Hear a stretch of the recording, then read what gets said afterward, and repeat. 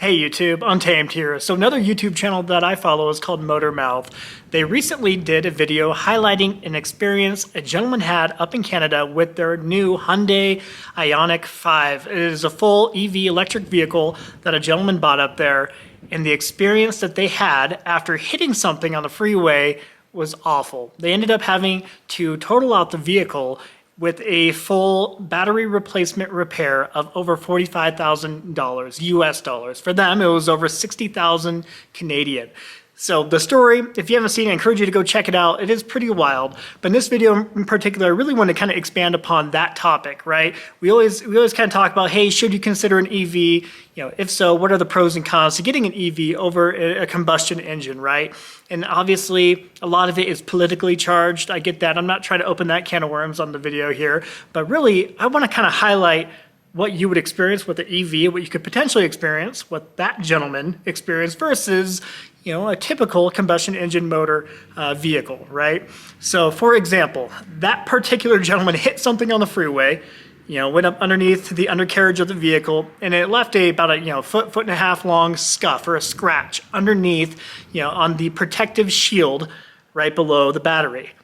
The Hyundai dealership up there in Canada determined that because they hit something, because of that scratch, it actually pushed up into the battery a little bit, and because of that, they voided the warranty for the battery, thus forcing that gentleman to replace that battery, which ended up being a $56,000 Canadian to replace that battery pack.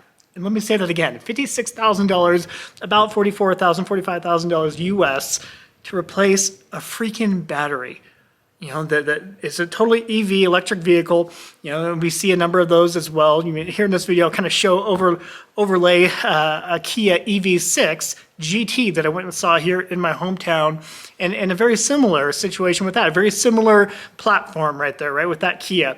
A full EV, and that particular one is a long-range EV with the lithium there, and that particular battery would likely cost a very similar amount to replace.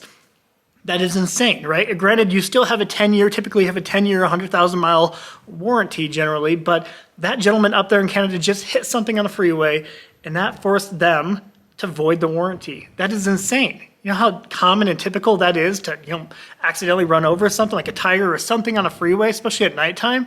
So it is crazy to see that Hyundai treated that gentleman that way and forced them to void that warranty, forcing them to go through their independent insurance.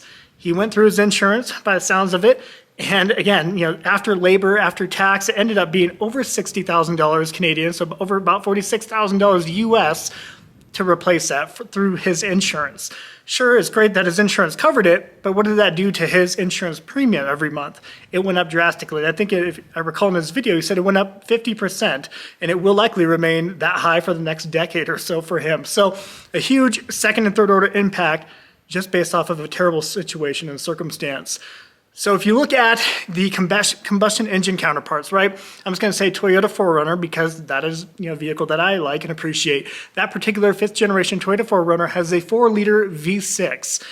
If you were to replace that engine in that particular 4Runner, you're looking at anywhere from $7,000 to $8,000 for the actual engine, for the motor. A brand new OEM motor, $7,000 to $8,000 is what you can expect to pay.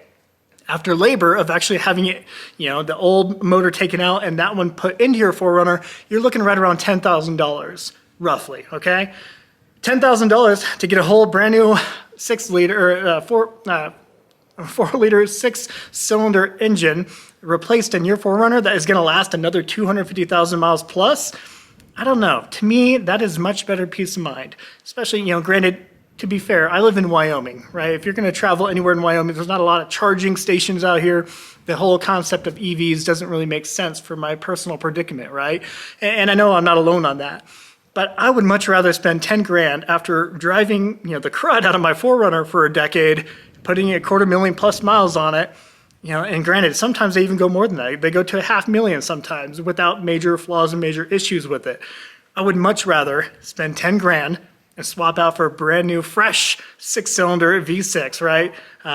Rather than spending or going through insurance and spending 45 grand plus to replace my battery, especially given the circumstances, right? Just by hitting something on the freeway, something small probably, creating a little bit of a scratch on the protective shield, that forced that gentleman to have to go through that entire headache. So yeah, my heart goes out to that gentleman up there. And it sounds like Hyundai is trying to help him out a little bit after the fact, but it sounded as though they weren't taking care of him at all, really until Motormouth brought it to Hyundai's attention and was really trying to help that gentleman out. So I liked seeing that, but really I want to get your honest thoughts on it.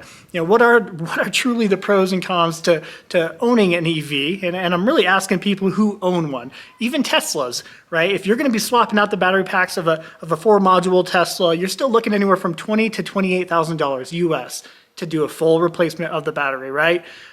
That is still a lot of money. Even if you did get a couple 100,000 miles out of it, that is a lot of money to be thrown at the end of it.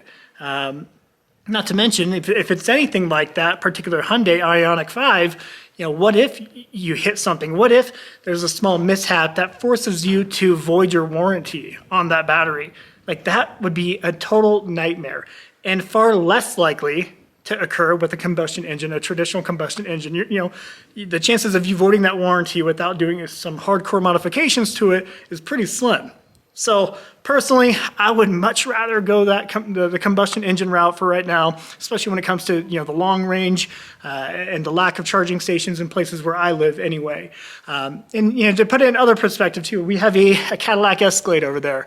That particular Escalade has a 6.2 liter V8 in it. To replace that, you're looking at about $10,000 for the engine. And again, about $2,000 to $2,500 to actually do the labor for it, to swap it out. And that's a 6.2 liter V8. Again, I would still much rather spend $12,000 and get a whole fresh, brand new V8 engine in my Cadillac there. And don't get me wrong, I promise you, I am open-minded to EVs. I like EVs. I like the Hummer EV. I think that's a really cool vehicle. I am open-minded to it, and I like Tesla. I love the concept of Tesla. I like that it's American. I like Elon Musk too, even though I know that might be controversial. But I'm just not a total believer in it yet. Especially hearing testimonials like this, it just doesn't feel right. Yeah, and I wonder when it will feel right for me. I wonder, are we still a few years out from vehicle manufacturers getting to the point where they can honestly offer replacement batteries for a much more appropriate cost, right? I mean, if that replacement for that gentleman up in Canada was only $5,000, then yeah, heck yeah, whatever, let's do it. Rock and roll with that Hyundai Ioniq 5. But when we're talking $56,000 Canadian just for the battery replacement, that's a problem. That is not conducive for having good peace of mind anyway. And again, having that gentleman need to go through their insurance to get it replaced, a total nightmare. And in that particular example too, it sounds like a lot of fault was with the actual dealership up there. That should have been escalated to Hyundai corporate, to headquarters really, but they tried to handle that in-house within that particular dealership, and they didn't raise it up the flagpole, and it should have been raised up the flagpole for that particular example. So it sounds like they're kind of having that discussion now, and hopefully something can kind of work out for that gentleman up there in that particular circumstance. So I just want to kind of pose that question to you, let you guys know, if you hadn't seen that video, check it out and really let me know what your thoughts are. Would you consider getting an EV?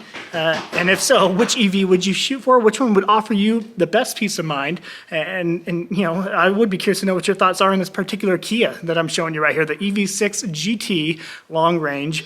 What are your thoughts of that? Is that a good option? I honestly don't know. I appreciate you watching as always. Until next time.